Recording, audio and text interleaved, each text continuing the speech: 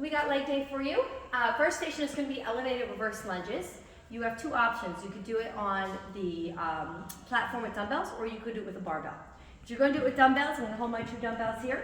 I'm going to step back, lower that knee as low as I can go. You don't have to arch totally back. You can lean forward a little bit as long as the knee does not go over the toe and as long as your spine doesn't round.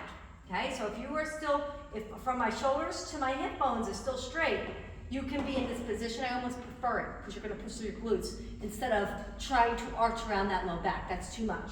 So from here, I'm going to up and I'm going to reverse lunge. And I'm going to come up and I'm going to reverse lunge. There's no pulsing here, so I want really good, slow 8 to 10 reps per leg. Okay? If you were going to do it with the bar, you're going to lift that bar up on your back like you're going to do a back squat. I'm watching myself in the mirror. I'm going to start here. I'm going to come all the way down and up. All the way down and up. I like to tap that toe right next to my other foot. Okay? And I'll do 8 to 10 reps here as well. Some of you might want to raise this up a bit. Maybe by 1 or 2 risers. I wouldn't go any higher than that.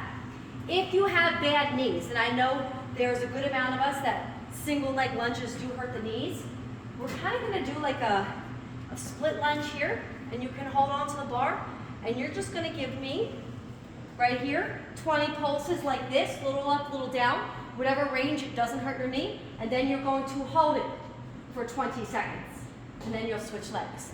You'll go 20 little pulses, and then you'll hold, okay? Don't try to push those knees if they're aching, all right? So definitely do the modification.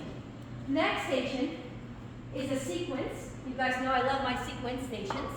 You're gonna grab a cowbell. You're gonna put just one foot up on the plate. It seems so subtle, but that subtle elevation is gonna do wonders, all right? So we're right here, kind of like a half of a sumo squat. We're not too far out. We're a little bit more than normal, all right? So I'm gonna go 15 single, like this, all right? And then I'm gonna pulse it for 15. And then I'm gonna go 10 single, 10 pulse, and then 5 and 5. You're gonna definitely feel this in the inner thigh, especially with the elevation, and then you're gonna go to the other leg, okay? Anything that's isolated like these stations, you're looking at 3 to 4 sets because you have so much to do on one side and then the other. It takes a lot of time.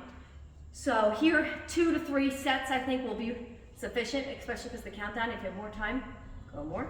But you do what you can. Next station is another iso station. So I only have 4 stations because of so many isolated movements, which is right side, left side. Here we are, elevated, cable glute push downs. Swivel's gonna move. So what I like to do is I like to hold here, and I like to hold this shut. If you don't have good hip flexion, you might have to pull this out and lower it down so you can get your foot in. The hardest part is pushing down. Once you push down, then you realize your glutes have a lot of power. So sometimes you're gonna try and you're like, that's way too heavy.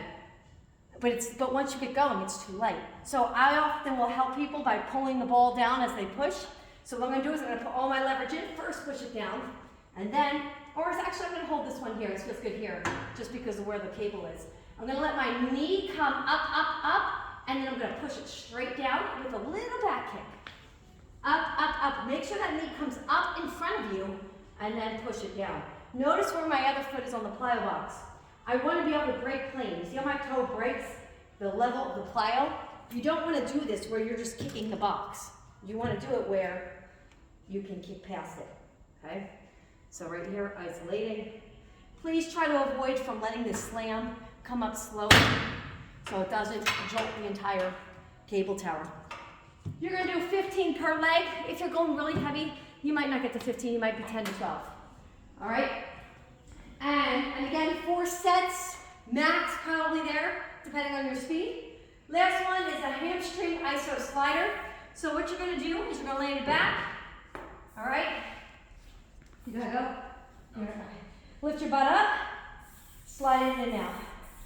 Okay, right here.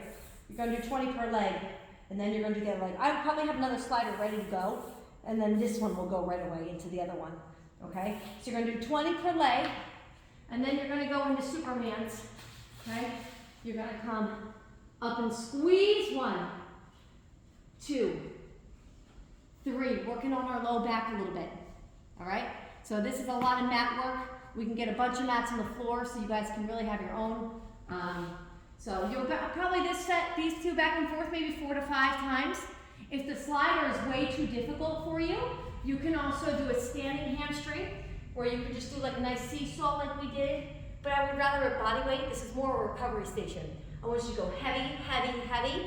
And this one is that nice, let's work it out. Okay? All right, guys, have fun.